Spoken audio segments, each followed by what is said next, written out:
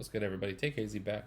Today we're going to do a NBA video. I wanted to go over the NBA trade deadline that's coming up in about 2 weeks. So I'm going to do a series on that. We'll go through teams kind of in a grouping or so.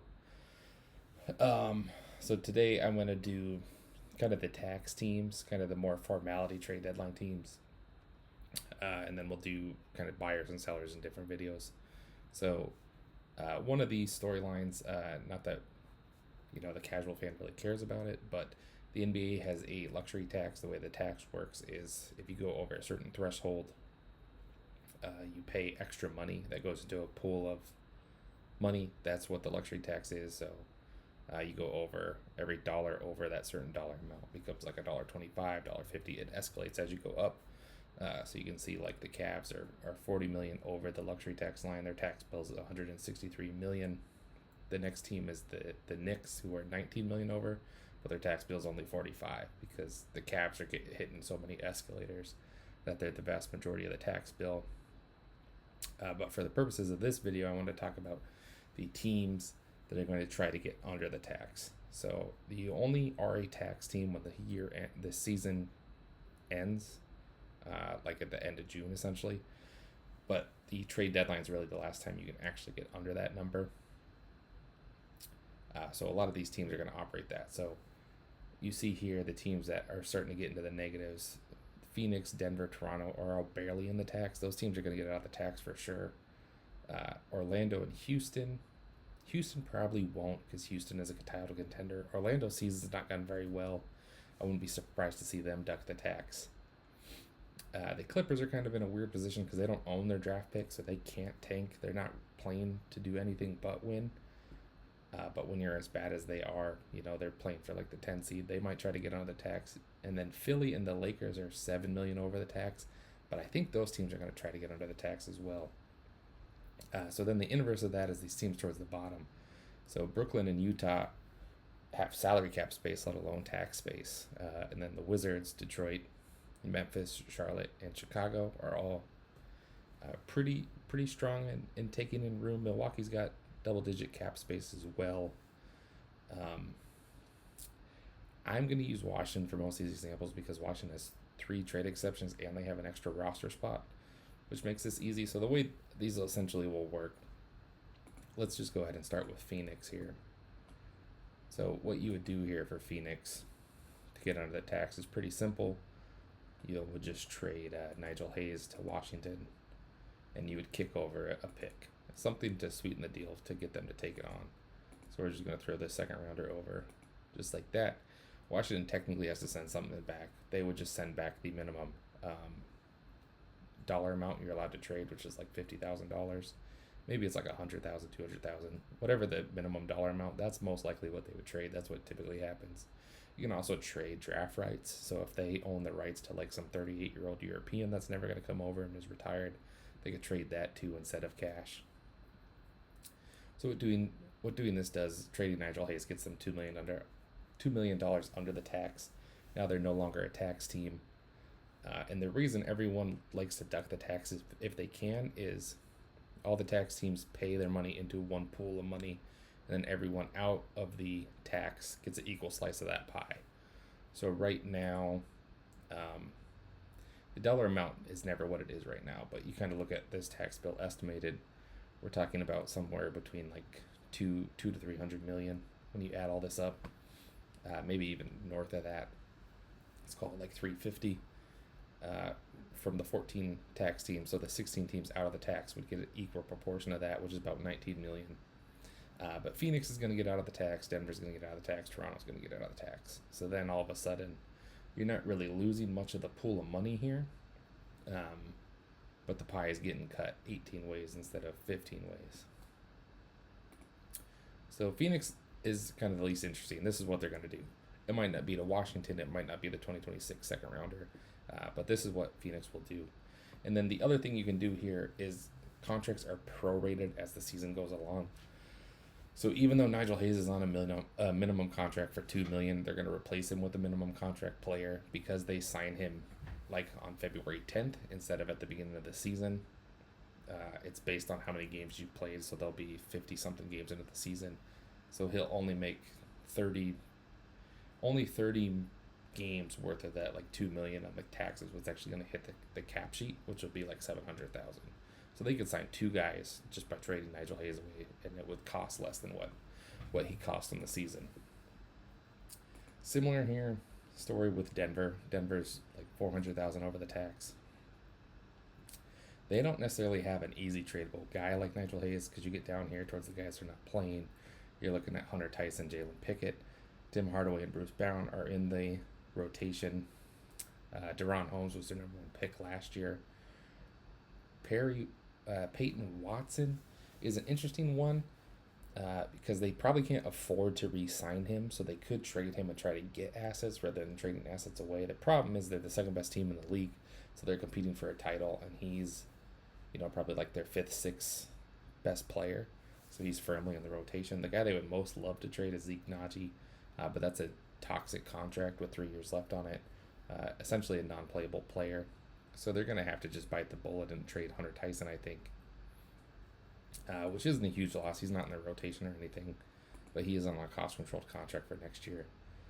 Denver also is lacking in picks here. But one thing you can do here with the Wizards is the Wizards have this swap first-round pick, which is the least likely, or the lowest pick. So it's the OKC pick. OKC is pretty much a sure-in to be the 30th pick in the draft. If we look at Tankathon here, we see right here this Washington pick from OKC. So Denver could swap their first with Washington's first, letting Washington move up 2 slots there, which is kind of the equivalent of a second-round pick. I think that would make the most sense. I think that's likely what's going to happen here. Denver could trade their 2032 second. That's the only second they have on their books, which makes it a little tricky. So I think something like this, where they're trading down in the first round, it's the equivalent of a late second round pick, but it's still positive at value. And then for the Wizards, you're not even over the cap. You don't have to cut anyone. You're at 15 players. NBA teams are allowed to acquire a minimum player without using a trade exception. Fansbo automatically puts the trade exceptions on here, but not something they would have to do. You can just absorb that guy. Next up, similar situation, Toronto here. So Toronto could do 2 things here. They have OG Abaji at 6.3. They're about $1 million, just under $1 million over the tax, so they could trade OG Abaji to someone and take on a player making about $1 million less than him. Abaji is in the rotation, but he's the most tradable guy. Is because you could potentially trade Abaji, get someone slightly worse back, and get a second round pick. Otherwise, you're just trading Garrett Temple, just like the same other 2 trades I showed. Garrett Temple plus a second rounder, just salary dumps. So one thing you could do with like Abaji here, let's add Philly in here, is you could trade Abaji to the Wizards, and you could take back Andre Drummond from Philly. You see here that they're 650,000 under the tax, and then they wouldn't necessarily have to give up a second round pick here. So we can just use this to move right into Philly as an example. Philly would also trade Eric Gordon and Kyle Lowry to the Wizards. This gets Philly $2.5 million under the tax. They'll send this second, and they might have to throw in a second rounder, because Washington's going to have to waive players here as well. So let's send them this second here. So in this scenario here, the Raptors are trading Abaji for DeAndre Drummond. They don't have to give up a second rounder. They still get under the tax, so they accomplish everything they want to do there. Drummond gives them another big body. I don't know how much they need a third center. Sandro has played pretty well for them, and then Pirtle is their starting center. Then Philly here gets $2.8 million under the tax. This is a good time to just transition to Philly. They're only at 11 players, but the reason Philly would want to do this is Lowry and Gordon aren't playing. They would have to do a Drummond level salary to get under the tax. But the reason they want to trade 3 players instead of 1, they could also do something like trade Kelly Oubre at 8.3 That's just dumping one player getting under the tax. Oubre's in the rotation when healthy. But the story here is Jabari Walker and Dominic Barlow are both on two-way deals. And what that means is they can only play so many NBA games before they have to convert to a full-time contract. And you can't play two-way guys in the playoffs. Both these guys play in Philly's rotation, so they're going to need to convert both these guys. So you got to get far enough under the tax to convert them and field a legal roster, which would require a 14th player. So same situation as before. You would convert these guys on like February 5th, February 4th, to a prorated salary of a minimum contract, about $700,000 each. So we're talking like $1.5 million. That gets you to $1.3 million in tax space. And now they can use that tax space to sign a buyout guy. They brought in Charles Basie on a 10-day contract. They could sign him to be their 14th guy. They would have to sign one more guy in this scenario. So they got 3 going out. They're going to have to sign 3 guys. But they have 2 guys on the roster already that they're going to want to sign in Barlow and Walker. So I think something like this is possible. There's been rumors they might shop McCain, with Edgecombe and Maxey being their 2 best players, and McCain also being a 6'2" guard, that he's going to be his only role in Philly would be a bench player, so they could try to get positive value out of him. Similar situation sort of to Abaji, or trading Peyton Watson, where you're trying to get under the tax and acquire future value. Philly's in a decent draft position here. They don't have this year's pick. They pretty much have the rest of their picks. And I think they have a Clippers pick from the James Harden trade. They do. So they pretty much control all their draft capital. They don't necessarily need draft capital. But they'll probably want to dump Paul George or Embiid in future years. So I wouldn't be surprised if they get capital. I would think they would keep McCain right now for now. So I would think they do something more like this. So let's revisit what are their tax teams here. So we have the Lakers. The Lakers are another team I've kind of used in this scenario here as a Drummond landing spot. So the Lakers are the 5th seed in the West. They're firmly going to make the playoffs this year. But they feel like pretenders. They feel like they could fall into the play-in. I don't think they will. I think they're going to rack up enough wins to stay in the top 6 seeds. But they're likely going to be a first-round exit again. So you could do something similar here, where instead of Washington taking on these contracts, the Lakers would take on these contracts, and instead they would dump these 2 big expirings to Washington, Maxi Kleber, Gabe Vincent, and they would take on Drummond, Lowry, Eric Gordon. That gets them way under the tax here, so they don't need to get that far under the tax. Washington doesn't really care. They still got $7 million in space. But they could, in theory, trade Malachi Branham to the Lakers and keep Gordon or Lowry, save an extra $2 million. But they're not in danger of paying the tax here. Washington's going to be a dummy ground for a lot of teams. But something like this would be easy to pull off. And then I think the Lakers would be in a similar situation here, where instead of trading the seconds they control, they would flip their first-round pick here. So if we look at Tankathon right now, the Lakers are the 24th pick. Washington is the 30th pick. So Washington would get to move up 6 slots here to take on $22 million in salary. Essentially just paying cash to move up 6 spots, which seems like a steep cash price, but that happens every now and then in the NBA because they're using cash essentially as an asset.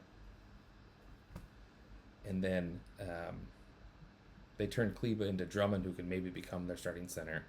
DeAndre Ayton has unsurprisingly not really worked out. They're closing some games with Jackson Hayes. So while Drummond isn't anything really special at this point in his NBA career, he may still be better than those 2 guys.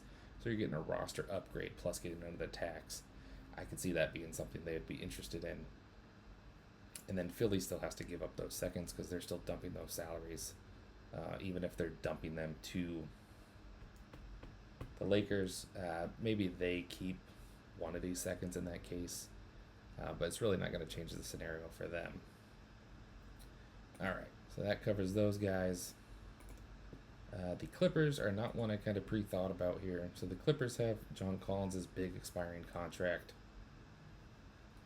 But he plays for them, and I think they're going to stay in the play-in hunt. They do have Bradley Beal's contract and Chris Paul's contract. So they could, in theory, send those to the Wizards. That gets them 740 under the tax. The problem with this is Bradley Beal has a player option next year, and the way the last couple of years of Bradley Beal have gone, he would definitely be a threat to pick that up because there's no guarantee he's going to get more than $5 million next year. I can't imagine any teams really lining up to pay him. The Clippers have very limited assets, so let's say these picks are probably a little more valuable because they're in the future. So they'll kick them to 2 future seconds here. And maybe if Washington's got a bad second, I don't think they do. But if Washington has a bad second, maybe they kick that back to them. No. But sometimes you'll see second rounders similar to this one with Memphis that's protected 31 through 42. Memphis right now is projected to be the 40th pick. So that potentially would convert. But because it's protected in that range, that this is going to convert back to Memphis, I thought. Maybe they don't have the rule fully flushed out there, but I believe that's how the protection would work. So that's not likely to convey. So it doesn't have much value. It's something you can technically trade, and that one possibly would convey, so it has possible value. Another team, I'm blanking on which team it has Brooklyn second round pick that's protected 31 through 55, so it has no chance of conveying. So it's essentially a meaningless trade asset. This would get the Clippers under the tax. They would be at 12 players. So I don't know that signing 2 players, they would still stay under the tax is the problem there. They would probably have to include a bigger contract or a third guy here.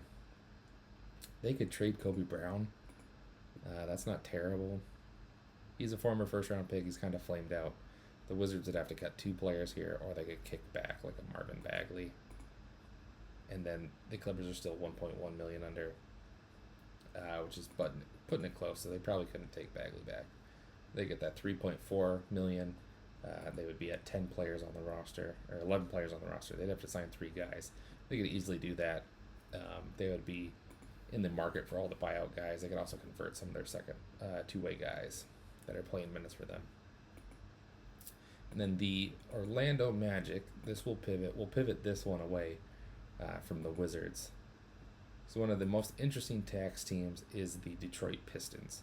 Detroit Pistons are the 1 seed in the East. They have a very young team. They have all their draft picks here. You can see, here's one of the seconds I was talking about. Protected 31 through 55 for Charlotte. So that's not going to convey, but they can technically trade it, and it's a quote-unquote asset.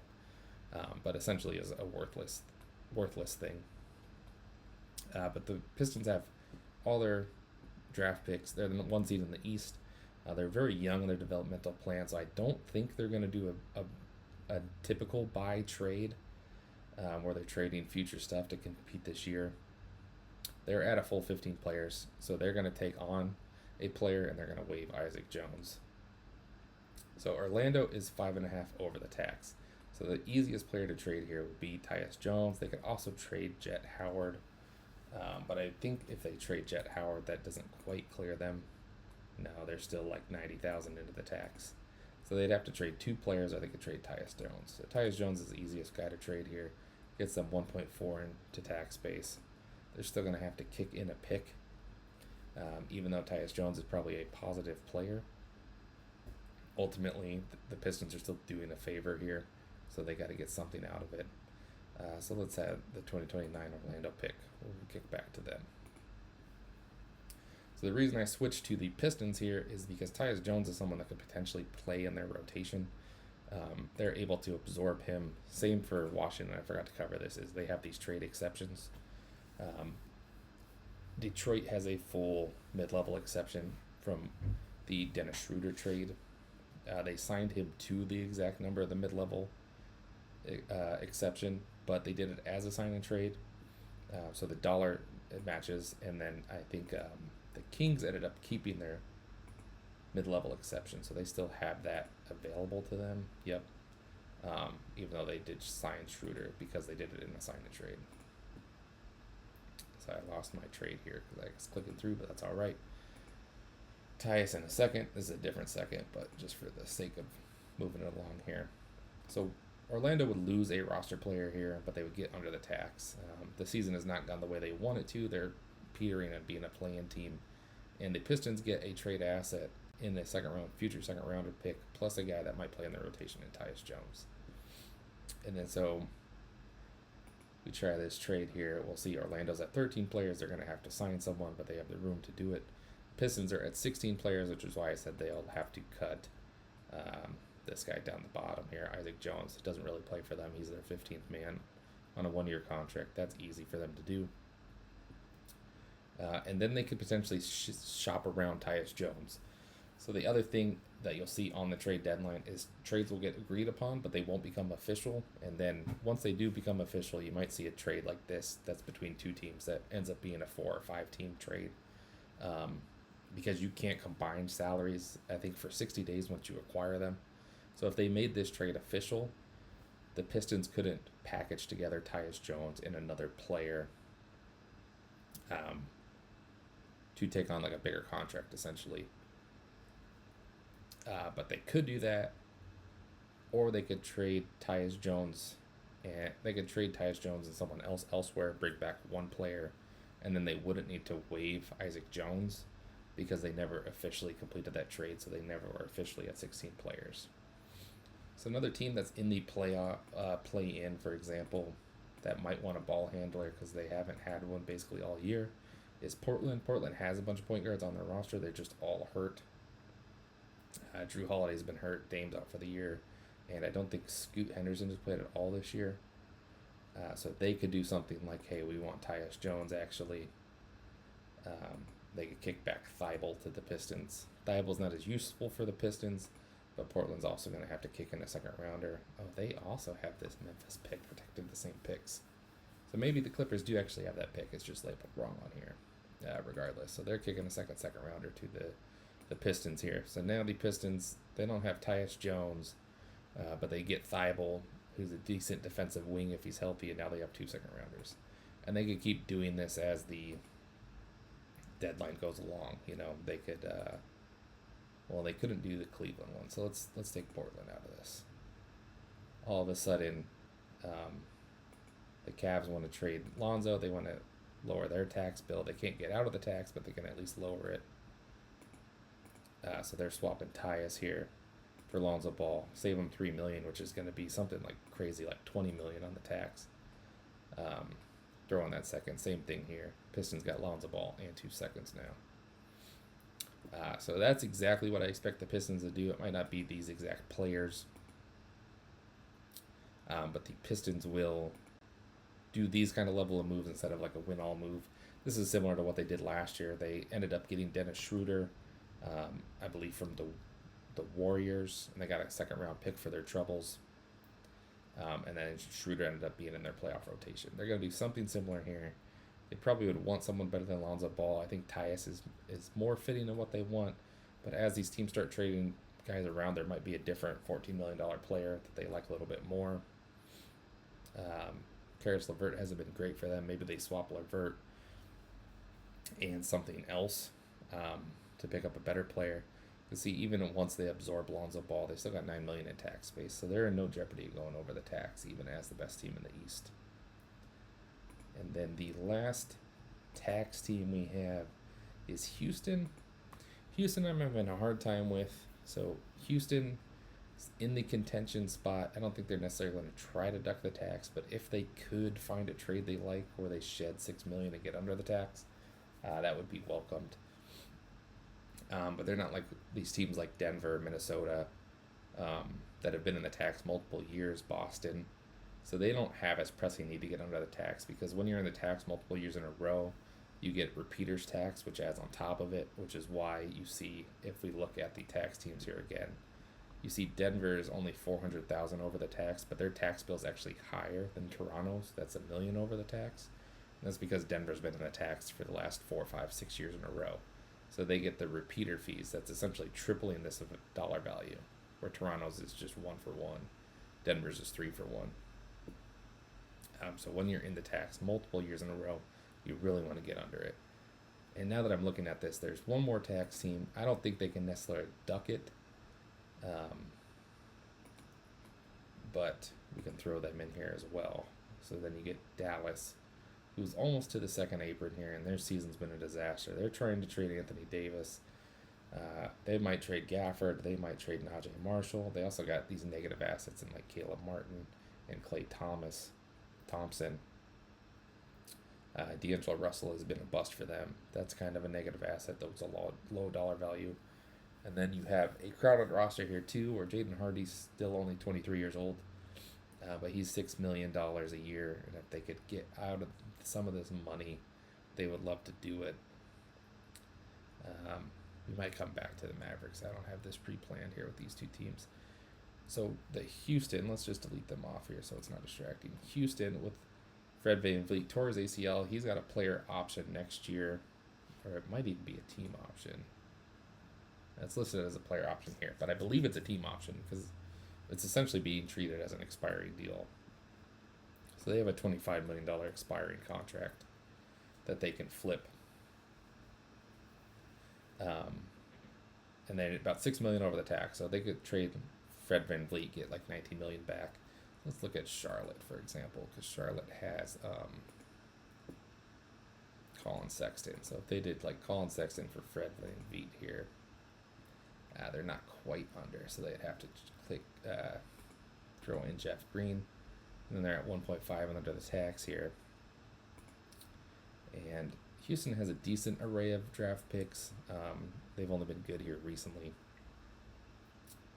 So let's say we'll just click on these top two ones so we're not spending too much time just dilly-dallying with second round picks. They could do something like this. Get Colin Sexton. Now they have a point guard that they can start. Colin Sexton's more of a combo guard.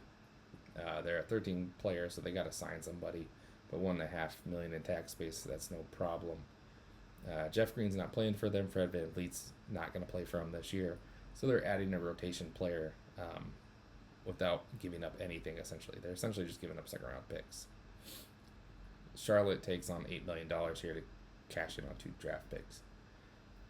That one seems fairly likely.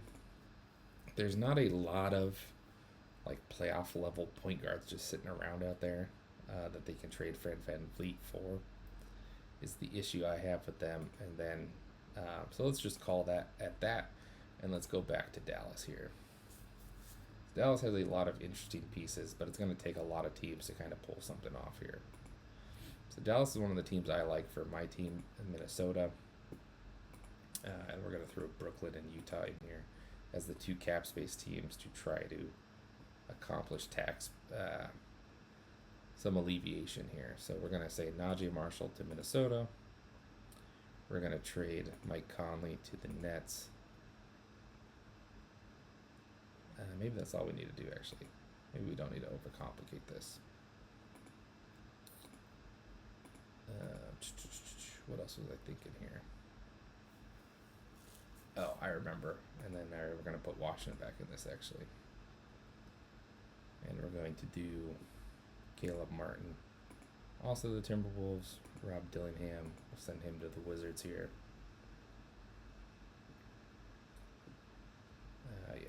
And then, so Minnesota's getting Najee Marshall, who's a good player, but they're also taking on Caleb Martin's toxic contract. They can do this wizard swap here, moving down from what is expected to be the 20th pick. I think that's right. They're involved in this swap somehow too, but let's just say it's the 20th pick. So they're moving down 10 from 20 to 30, which is a pretty sizable offer, especially with Rob Dillingham involved. So then instead of Minnesota kicking the second rounders, Washington's going to kick the second rounders around here. So they're going to trade a second here to each team. Maybe they even kick in a fourth here to the Mavericks. You get something like this, where the Mavericks clear $18 million. They're already out of the tax just like that, so maybe they don't even need these second rounders. Let's just pull those off. They're just getting in the tax here. So Washington keep these picks. Maybe they send one of these picks actually to Minnesota instead. Minnesota's trading down 10 slots, and they're getting Rob Dillingham out of it. So Washington gets Rob Dillingham for the price of 3 second rounders. They also swap the 30th pick for the 20th pick. So maybe they'd even have to kick in another second, but let's just call it as is. The Nets absorb Mike Conley's contract into their into their cap space, get a second round pick for their troubles. Dallas trades Najee Marshall. They also get Minnesota to take Caleb Martin's contract, and they clear $18.5 million, get all the way under the tax instead of being a near second apron team. They're at 13 players, so they'd have to sign $1.5 million in tax space. There's plenty of room to get there. It's saying it doesn't look like this for Minnesota here, so Minnesota would have to make this legal. They'd also have to send Leonard Miller out. Let's just send Leonard Miller to the Wizards. And we'll have them. It doesn't matter who. They can just cut them. Wizards also send an extra second here. Just because. Now it's legal. So Minnesota's at 13 players. They're trading 3 out. They're going to have to sign somebody. But they have room here. They can only sign a minimum guy. They can't sign a buyout guy. But 3.2 under the second apron. They got room to sign someone. Najee Marshall takes over Conley's role in the rotation. Caleb Martin would have potential to play in the rotation. Not likely. It's kind of a pain in the butt for future years for Minnesota. Minnesota's more of a team we'll cover when we talk about the buyers. But they're only at $206 million next year, so that's feasible. That's something they could do. Washington makes out good here, giving up 4 second-round picks, but not necessarily valuable picks, moving up 10 slots in the draft and getting a lottery pick from last year for their tax base. All right, I think that covers all the tax teams, so we're going to call this one here. Thanks, guys. Bye.